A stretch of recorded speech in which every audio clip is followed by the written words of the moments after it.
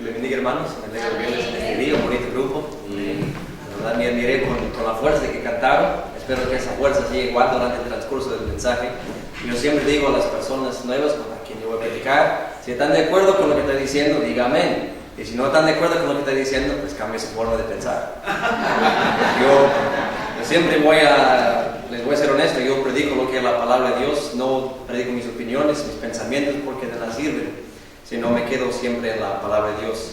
Le agradezco mucho a los ancianos de esta iglesia por haberme invitado a este lugar. Es un privilegio muy grande, un honor, algo que sobre lo cual yo he pensado mucho en estos días. Y sin más demora, vamos a leer nuestras Biblias en el libro de Marcos capítulo 6. Marcos capítulo 6.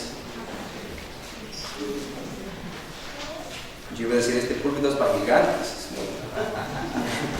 No está acostumbrado a eso, pero vamos a buscar la manera. Marcos capítulo 6, hermanos. Y vamos a leer un solo versículo. No es que el mensaje va a estar basado necesariamente en este texto, sino es un buen texto para comenzar este mensaje. Si gusta se pone de pie, vamos a leer Marcos capítulo 6 y versículo 3.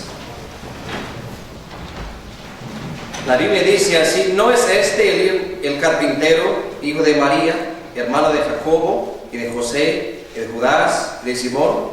¿No están también aquí con nosotros sus hermanas? Y escandalizaban en él. Oremos. Padre Celestial, damos gracias, Señor, por este día, este hermoso día que nos has dado, la oportunidad de predicar tu palabra.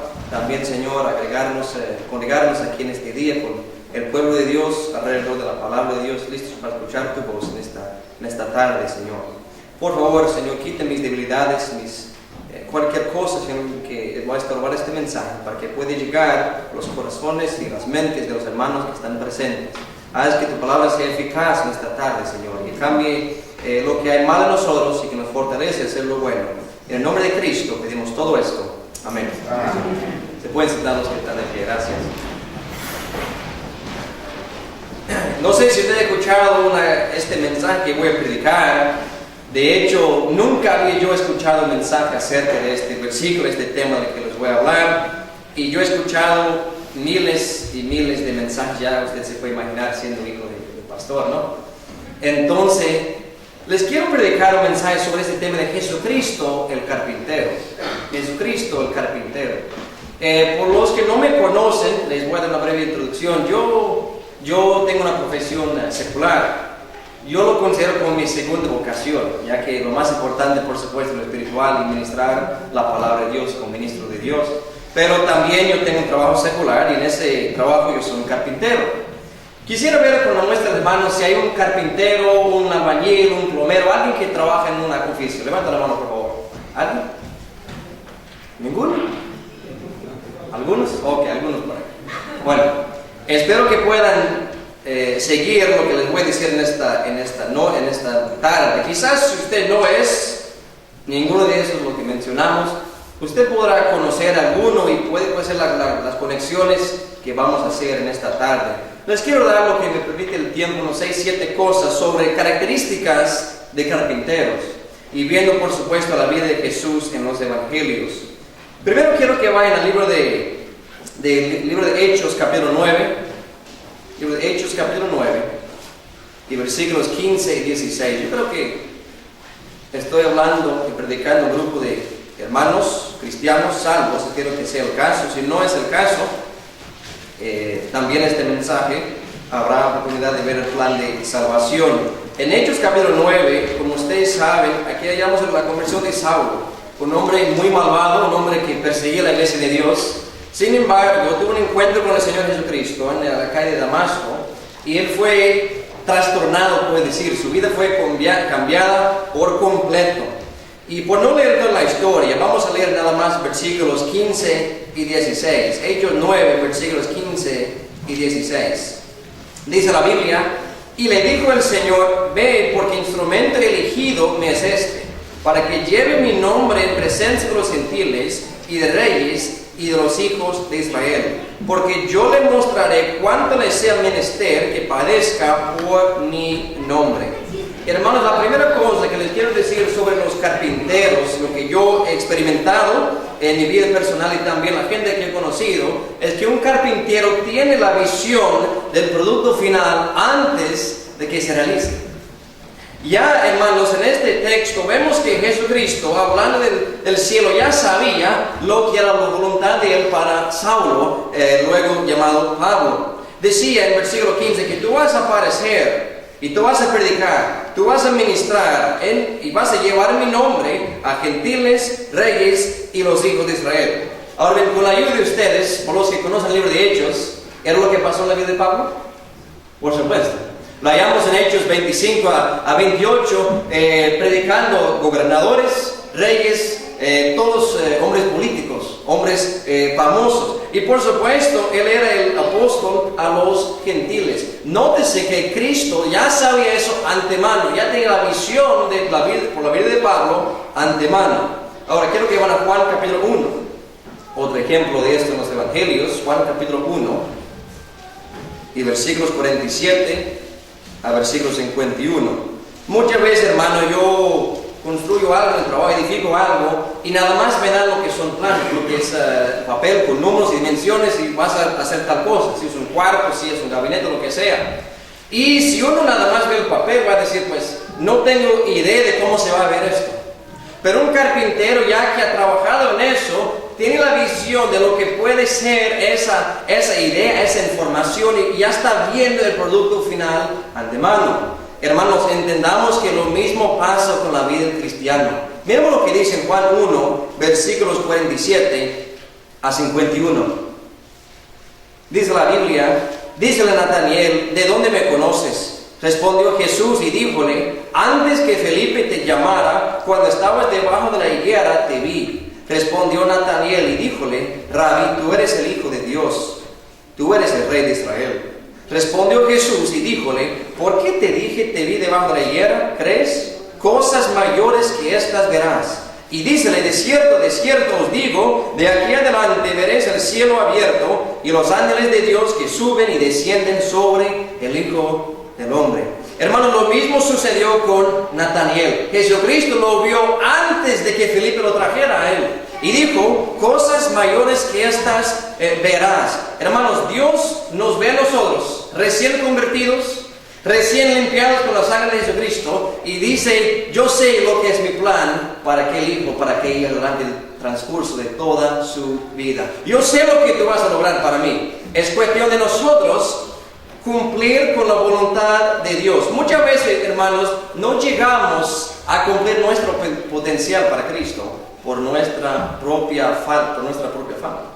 No es porque Dios no haya tenido un plan para nosotros, es que nosotros no nos interesa o nosotros no estamos dispuestos a hacer los sacrificios para cumplir el plan de Dios para nuestras vidas.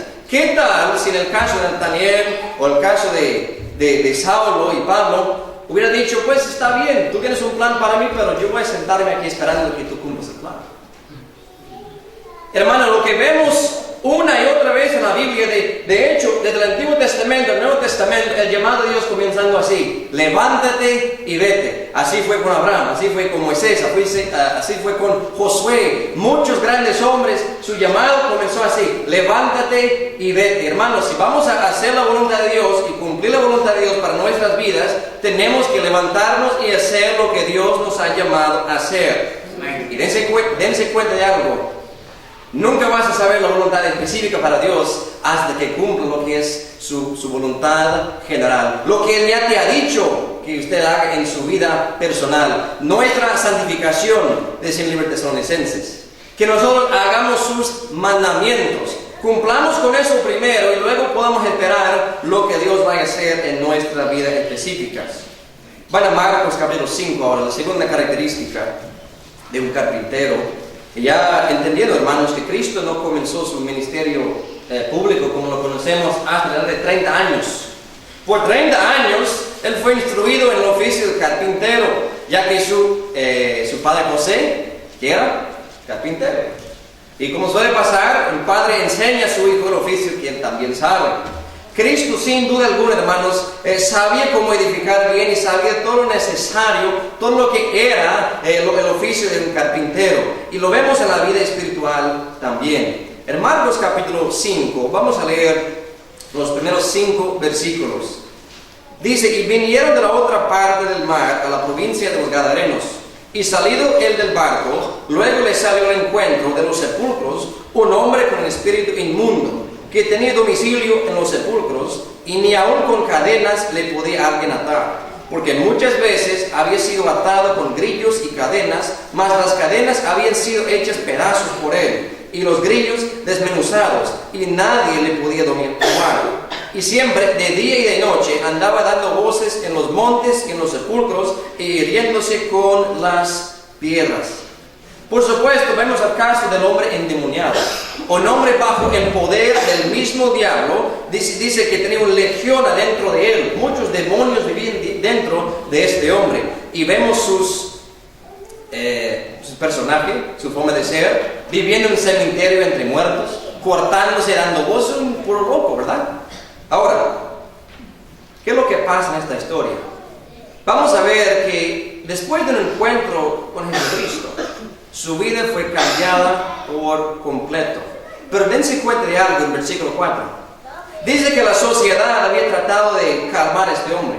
Habían tratado de domarlo con cadenas, con grillos. Quizás en nuestro tiempo serían pastillas o tratamiento o terapia. Pero nada puede quitar el mal en alguien sino Jesucristo.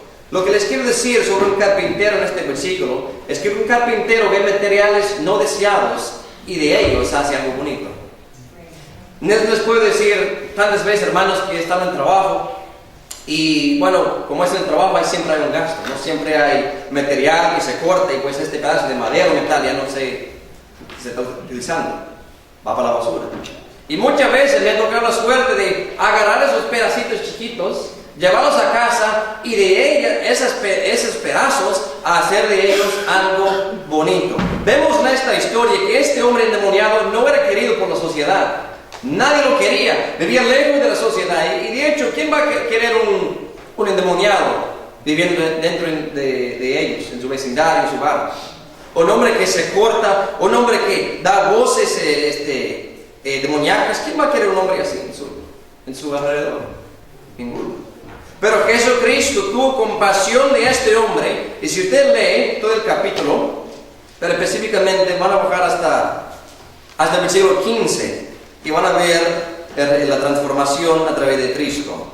Dice en versículo 15, y vienen a Jesús, y ven al que había sido atormentado del demonio, y había tenido la legión, sentado y vestido, y en su cabal juicio, y tuvieron miedo. Hermanos, este hombre desechado, ya que se muera ahí en el cementerio, pero no queremos escucharlo, no queremos nada con él. Jesucristo fue hacia él y lo hizo algo bonito. De hecho, si usted mira en Lucas capítulo 8, 26 a 40, van a ver el ministerio que este endemoniado tuvo. Este endemoniado tuvo una gran presencia en su pueblo, regresó a sus amigos, regresó a su familia y de ellos ministró sobre la persona de Jesucristo, el testimonio de Jesucristo.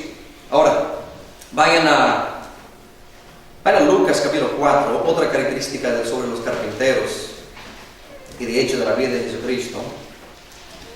No solamente tienen la visión del producto final, no solamente pueden tomar lo que es desechado, lo que es basura, y de él hacer algo bonito, sino en Lucas capítulo 4, vamos a leer versículos 16 a 18. La Biblia dice, y vino a Nazaret, donde había sido criado, y entró conforme a su costumbre el día del sábado en la sinagoga, y se levantó a leer.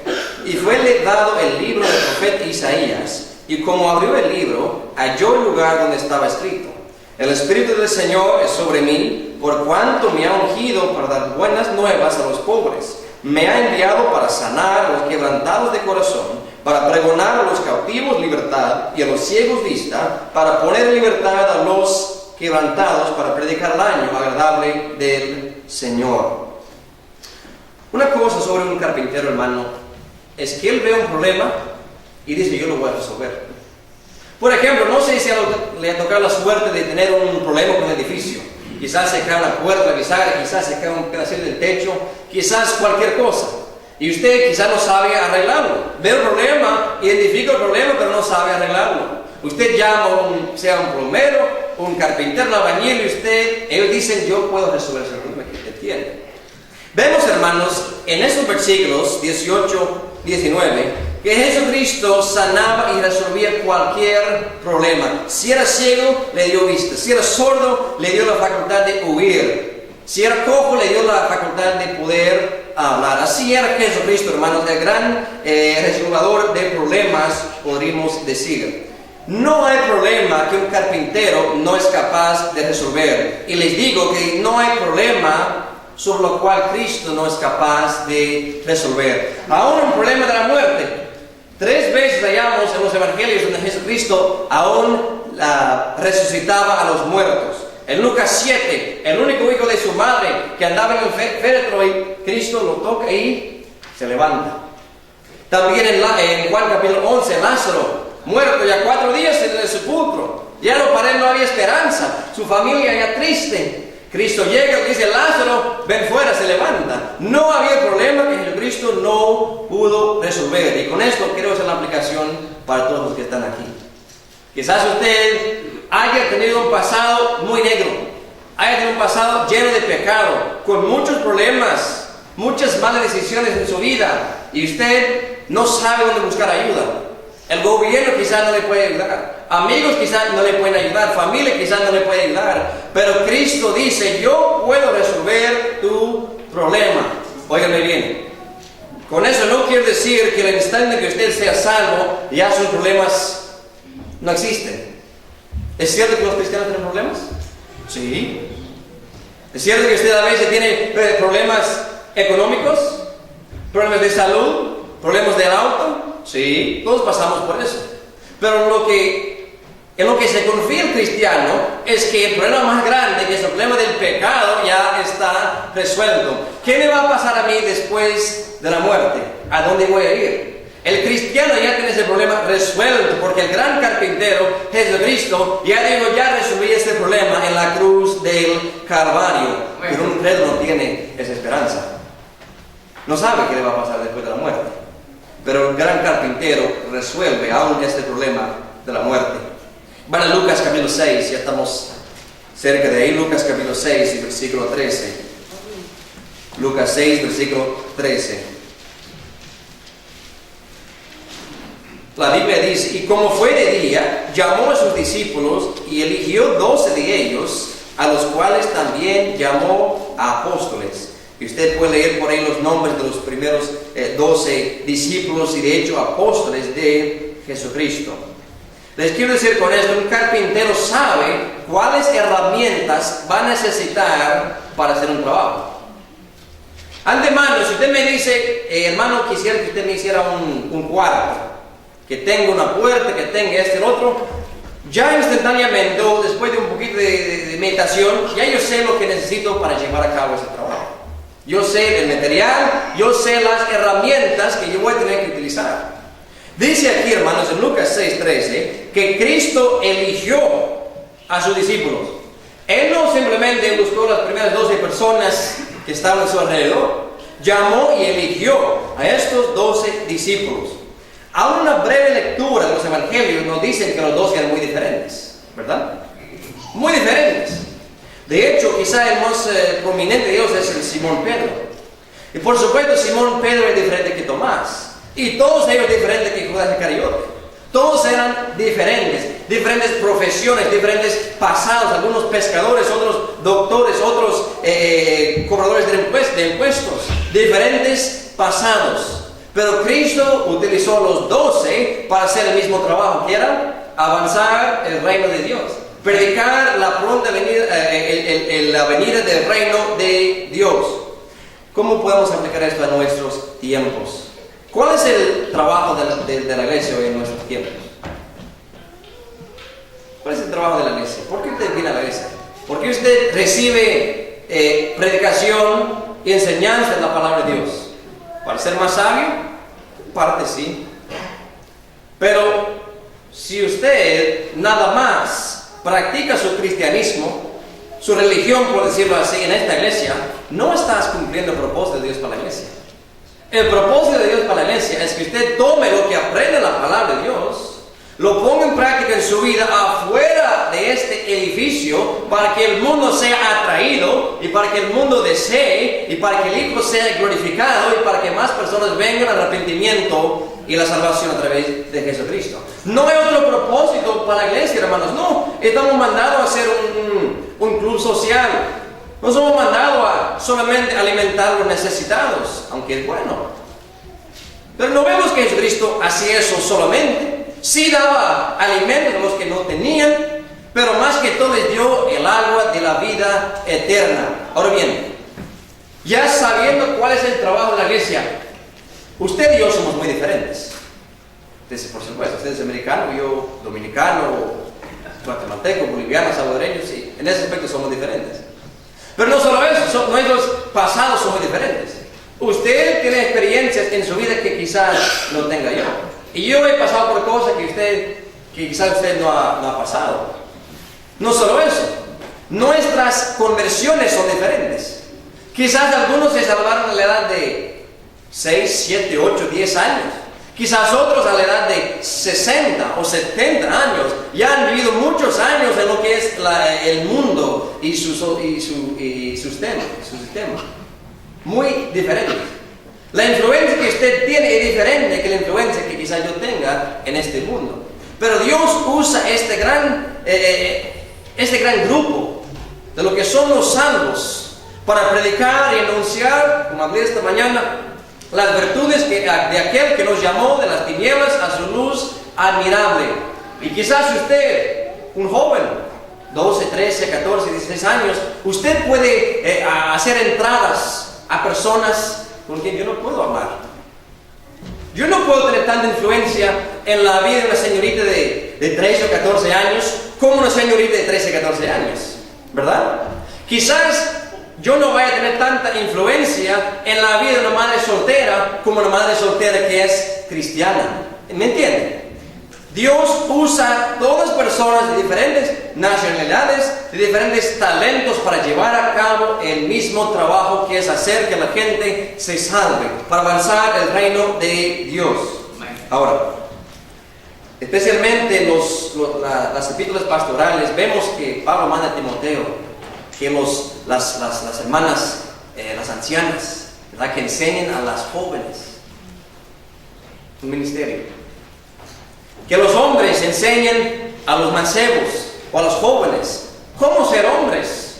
Dios nos usa de una forma diferente, pero para hacer el mismo trabajo. Si usted no se ha interesado en algún ministerio, busque un ministerio. Y con eso no quiero decir que usted vaya a otra iglesia. Adentro de lo que es su iglesia local, pide al líder, pídele qué puedo hacer, a quién yo puedo ministrar, y sepa que tendrá un trabajo para usted. Un uso especial para todos. Quiero que vayan al libro de Mateo 26 ahora. Mateo 26.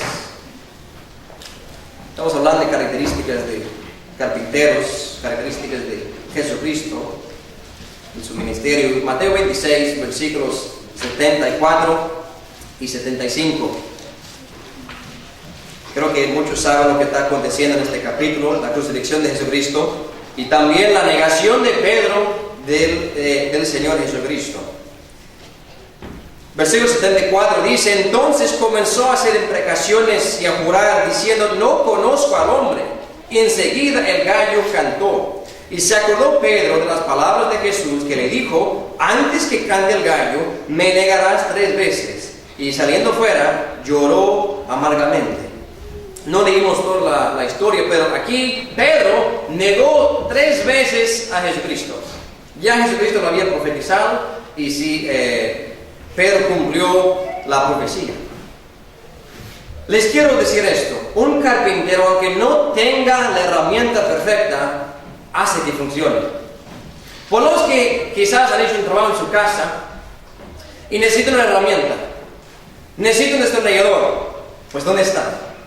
No sé quién fue el último en tenerlo y no aparece. Está bien, dame un martillo y con el martillo hago el trabajo del destornillador. Ahora bien, el martillo no es tan eficaz como el destornillador, pero puedo hacer que funcione. Y quizás no hay martillo, pues deme una roca, deme una piedra, deme algo pesado para hacer el trabajo del martillo. Pero de todos modos, yo voy a hacer que esto funcione.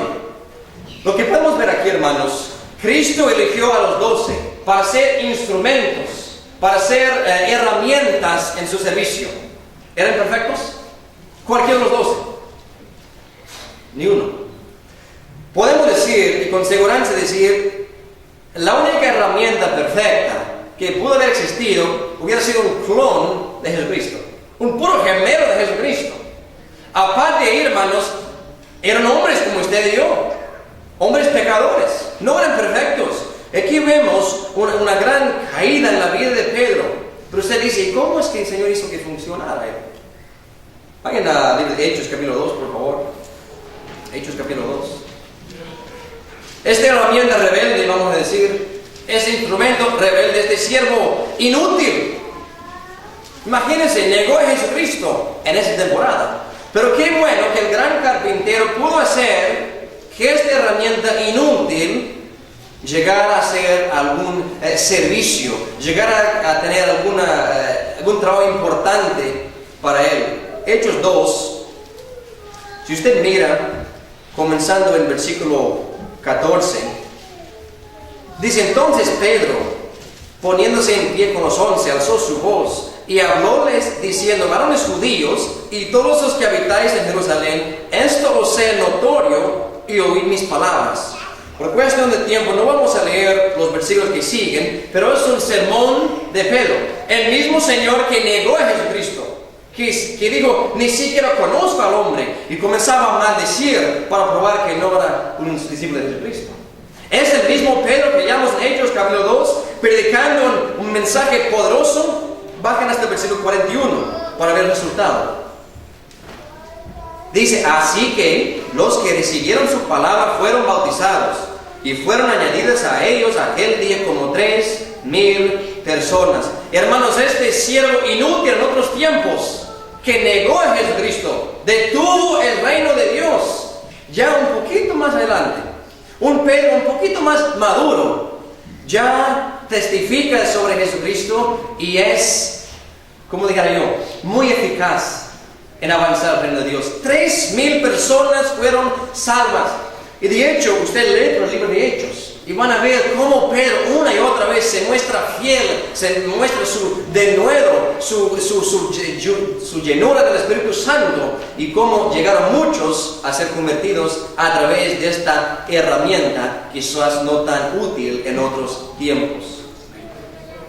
Lo que les quiero decir, hermanos, quizás usted y yo no tenemos un testimonio limpio. Si usted es cristiano, una muestra de manos, ¿cuántos han pecado después de ser cristiano? Levanta la mano. Todos, y los que no levantan las manos son mentirosos. No somos perfectos. No somos perfectos. Nuestro testimonio no es 100% limpio. Quizás algunos tienen manchas más grandes que nosotros, pero de hecho todos tenemos manchas en nuestro testimonio. Pero ¿quiere decir que el Señor no nos puede utilizar? De ningún modo. Nos sigue utilizando a pesar de nuestras debilidades y nuestras flaquezas. Por lo tanto, decía el apóstol Pablo en 2 Corintios 12: me glorío en mis debilidades, porque así se perfecciona en mí el poder de Cristo. Si yo fuera el discípulo perfecto, yo mismo recibo la gloria. Pero ya que todo el mundo conoce mis debilidades, mis pecados y todo sobre mí, Cristo es ensalzado cuando yo ministro por su nombre. Amén. Vayan a Mateo 28. Mateo 28.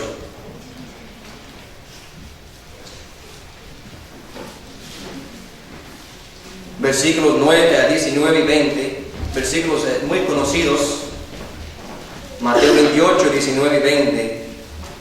Dice: por tanto, id y doctrinad a todos los gentiles, bautizándolos en el nombre del Padre, del Hijo y del Espíritu Santo, enseñándoles que guarden todas las cosas que os he mandado. Y yo estoy con vosotros todos los días hasta el fin del mundo. Amén. No sé por qué número vamos, ya 6 o 7, pero un carpintero tiene un sistema para realizar su proyecto. Sabe la orden que va a hacer las cosas.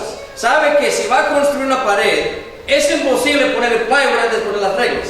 Él lo sabe. Él sabe que es imposible poner las reglas antes que usted ponga esa madera en el piso. Entendemos que hay un proceso para todo, hay un sistema, ¿verdad? Cristo dice, aquí está el sistema para avanzar al reino de Dios. Ir y doctrinado, hacer discípulos, como dice otras versiones. En fin, darles el mensaje de salvación, hacer que sean salvos. Después de ahí, bautizarlos en el nombre del Padre, del Hijo y del Espíritu Santo. Un proceso. La salvación, después el bautismo. No es viceversa. La salvación primero, el bautismo después. Y número 3, y aquí en la vida del cristiano, enseñándoles que guarden todas las cosas que os he mandado. Ahí estamos usted y yo. Si es un cristiano ya bautizado, gloria a Dios. Pero creo que usted, igual que yo, estamos en el siglo XX. Estamos aprendiendo a guardar los mandamientos de Jesucristo. Yo vi que tienen los 10 mandamientos aquí, ¿verdad? Esa lista no es muy larga, son 10.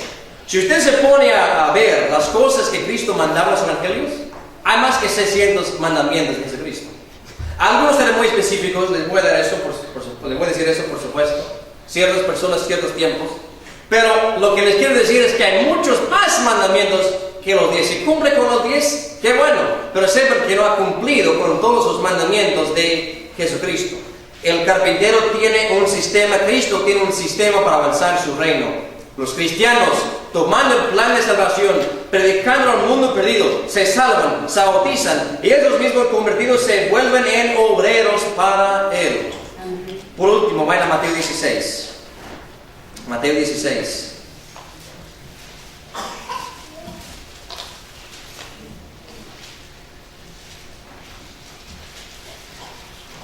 Vamos a leer desde el versículo 15 hasta el versículo 18. Dice la Biblia, Él les dice, ¿y vosotros quién decís que soy? Y respondiendo Simón Pedro dijo, tú eres el Cristo, el Hijo del Dios viviente. Entonces, respondiendo Jesús le dijo, bienaventurado eres Simón, hijo de Jonás, porque no te lo reveló carne ni sangre, mas mi Padre que está en los cielos. Mas yo también te digo que tú eres Pedro, y sobre esta piedra edificaré mi iglesia, y las puertas del infierno no prevalecerán contra ella. Por último, hermanos, un carpintero sabe que un fundamento firme es de suma importancia. Cristo, cuando habla aquí de comenzar la iglesia, edificar la iglesia, dijo, está bien, voy a edificar esta iglesia, pero no sobre cualquier fundamento, no sobre ningún hombre.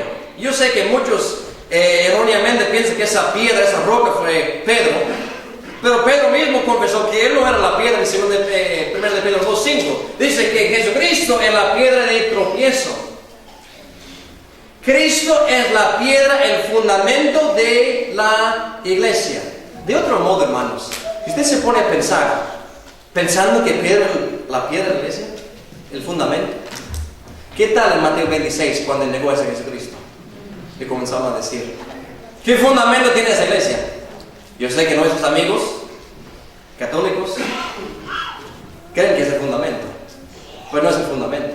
Gracias a Dios que la iglesia a la cual pertenezco yo, a la cual pertenece usted, la iglesia de Jesucristo, es edificada sobre la roca, el fundamento más firme que cualquier otro fundamento. Para probar esto, vayan a 1 Corintios capítulo 3.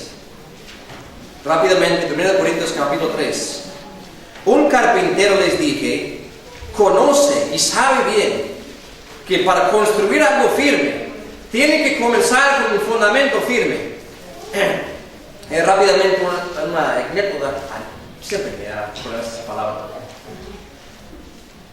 Yo trabajo en rascacielos, edificios altos, ahí en Boston, en Providence, otras ciudades grandes.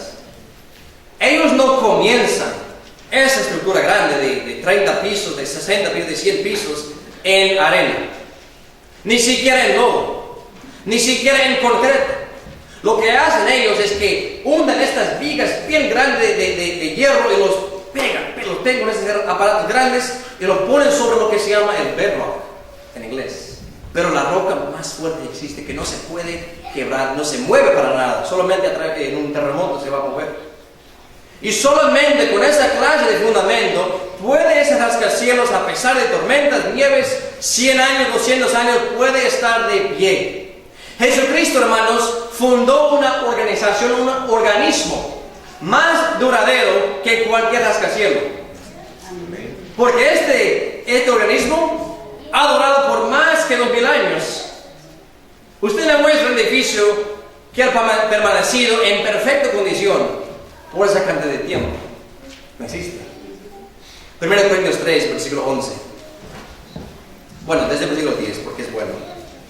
Dice, conforme a la gracia de Dios que me ha sido dada, yo como perito arquitecto puse el fundamento y otro edifica encima.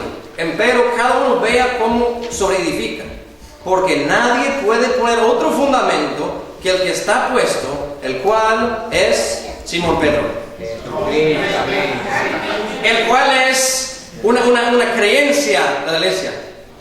Dice, este fundamento que ningún otro puede poner es Jesucristo. Y qué bueno, hermanos, por eso. Y no hay otra razón por la cual la iglesia ha sobrevivido persecución, ha sobrevivido escándalos y tropiezos, solamente porque el fundamento es lo más firme que existe, es Jesucristo. Con esta pregunta vamos a terminar Mateo 7. Mateo 7, versículos 24 y 25. Está bueno ver todo esto sobre Jesucristo el carpintero, ver las características de Él.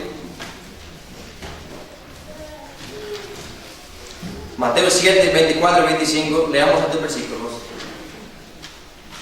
Cualquiera pues que me oye estas palabras y las hace, le compararé a un hombre prudente que edificó su casa sobre la peña, y descendió lluvia, y vinieron ríos, y soplaron vientos, y combatieron aquella casa, y no cayó, porque estaba fundada sobre la peña, o sobre la roca. El fundamento de Jesucristo. Cristo es el fundamento de la iglesia. La pregunta ¿es el fundamento de la vida suya? Es de la vida mía. Pero ¿qué tal la vida suya? Quizás usted dice, sí, Jesucristo es mi fundamento. Pero ¿qué tal cuando vienen ese viento de doctrina? ¿Qué tal cuando vienen los problemas, las olas, las tribulaciones, las angustias? ¿Va a seguir usted? ¿Se cae usted, titubea usted o se mantiene firme? Si su casa o su vida es edificada sobre la roca, sobre Jesucristo, usted siempre se mantendrá firme. Oremos, hermanos. Padre Celestial, damos gracias, Señor, por tu palabra. Gracias, Señor, por este gran privilegio que tenemos, atesorarla, leerla, Señor, meditar en ella, ver cosas, Señor, que nos alimentan, Señor. Señor, vimos en este día que tú eres el gran carpintero, Señor. Tú estás obrando en nuestras vidas. Señor, tú tienes un proyecto para cada persona que está aquí, Señor.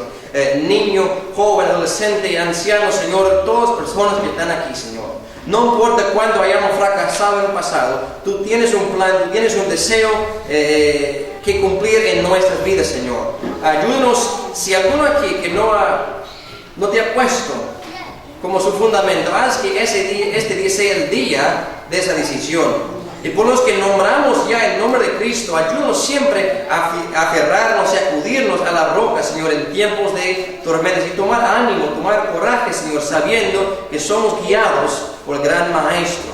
Señor, bendice el resto de este servicio y todos los hermanos quienes van a participar. En el nombre de Cristo pedimos esto. Amén. Amén. Dios les bendiga, hermanos. Hermanos que va a seguir con el servicio.